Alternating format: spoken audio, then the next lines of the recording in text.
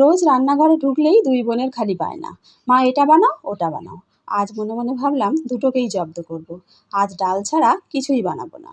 এক বাটি মসুরির ডাল ভালো করে ধুয়ে ঘন্টাখানেক ভিজিয়ে নিলাম। তারপর জল গরম করে ডালটা দিয়ে দিলাম। সাথে দিলাম নুন, হলুদ, লঙ্কার গুঁড়ো, ধনের গুঁড়ো, জিরের গুঁড়ো, কাঁচা লঙ্কা, একটু রসুন কুচি আর পেঁয়াজ কুচি। ডালটাকে ভালো করে সেদ্ধ করে নামানোর আগে টক হওয়ার জন্য দিয়ে দিলাম তেঁতুল গোলা জল। তারপর কড়ায় তেল গরম করে গোটা জিরে, তেজপাতা, শুকনো লঙ্কা ফোড়ন দিয়ে একে একে রসুন কুচি, পেঁয়াজ কুচি, টমেটো কুচি আর একটু ধনেপাতা কুচি দিয়ে ভালো করে ভেজে নিয়ে ডালটাকে ফোড়ন দিয়ে দিলাম। সাথে একটু গরম জলও দিয়ে দিলাম। এবার নামানোর আগে দিয়ে দিলাম চিনি। টক বগিয়ে ফুটে উঠলে আরও একটু ধনেপাতা কুচি দিয়ে ভালো করে নেড়েচেড়ে নামিয়ে নিলাম। সঙ্গে অবশ্য বেগুন ভাজা আর ডিমের অমলেটও বানিয়েছিলাম। খাওয়া দাওয়ার পর তো আমিই জব্দ হয়ে গেলাম। দুই বোনেই বলে উঠল, মা ডালটা তো দারুণ হয়েছে, রোজ এভাবেই কিন্তু বানিও।